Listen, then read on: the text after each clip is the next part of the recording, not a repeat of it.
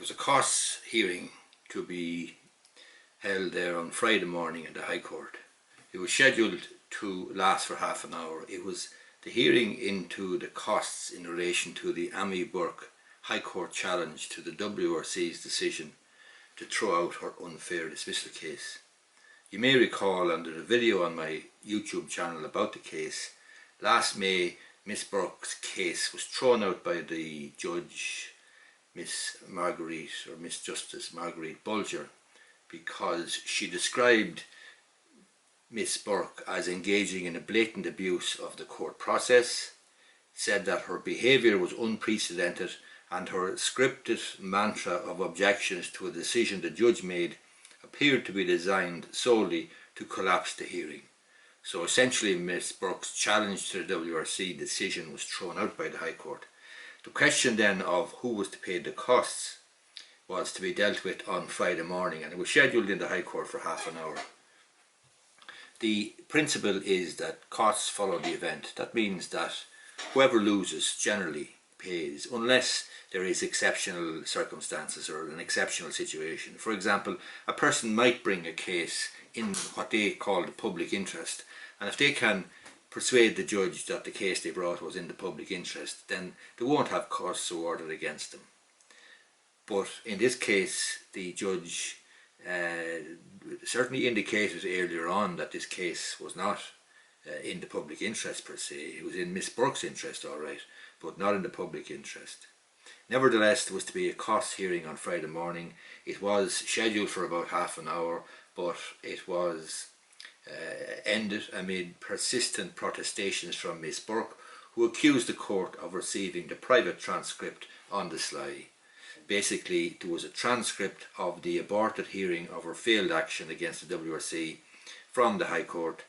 The transcript was not apparently available to Miss Burke. It was to the other side, to Arthur Cox, and Miss Justice Marguerite Bulger directed the WRC and the notice party, Arthur Cox, from which Miss Burke was dismissed in late 2019, to ensure that a transcript of that court hearing was emailed to her this week to consider ahead of the resumed costs hearing in October. So it's been put back now from Friday to October. It was scheduled to last half an hour. The judge asked Miss Burke to refrain from using language such as treachery. Miss Burke had not received a copy of the transcript. It was arranged and paid for by Arthur Cox. That came as a surprise to the judge. She said it was not the practice of the court to accept a copy without all parties receiving it. Peter Ward, senior counsel with Mairead McKenna, senior counsel for Arthur Cox, said Miss Burke was invited in February to share the costs of employing a stenographer during the hearing, as is typical in court cases, but this offer was not accepted. The WRC and Arthur Cox are asking the court, however, to order Miss Burke to pay all of the costs they incurred in having to meet her High Court challenge to the WRC's rejection of her unfair dismissal claim. Miss Justice Bulger dismissed the case mid-hearing last May as Miss Burke engaged in a blatant abuse of the court process, according to the judge. Catherine Donnelly, senior counsel for the WRC, on Friday urged the court to award her public body client, that's the WRC, its costs on a legal practitioner and client basis, which covers all reasonable costs incurred, even those that were not absolutely necessary. Such an order would mark the court's disapproval of Miss Burke's conduct during the May hearing, Miss Donnelly said. Miss Donnelly said that she did not accept that Miss Burke's case was of a public importance, but even if the underlying proceedings had some publicly important claims, it was Miss Burke's conduct that prevented them from being determined by the court and basically bringing the whole thing to a halt.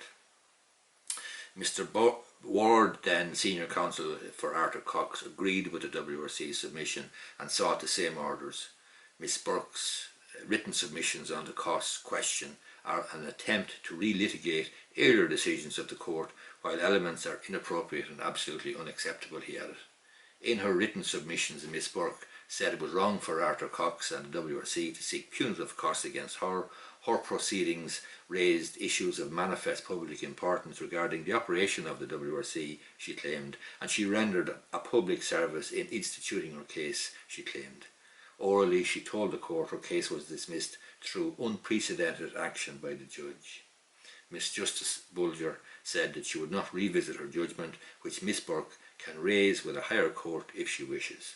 So when Miss Burke referred to her contemporaneous notes from the May hearing, the judge queried if she had received the transcript produced by the stenographer privately hired, and hearing that she did not, Miss Justice Bulger asked if Miss Burke wanted to adjourn the cause hearing to receive the transcript.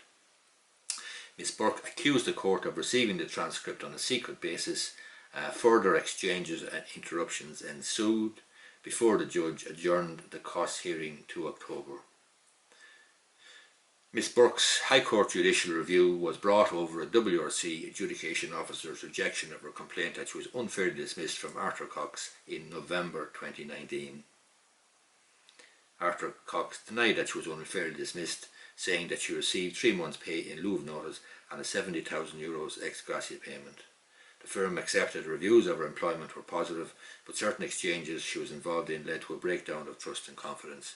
So the question of costs being awarded against Ammi Burke or not has been adjourned to October. I would be very surprised if costs were not awarded against her.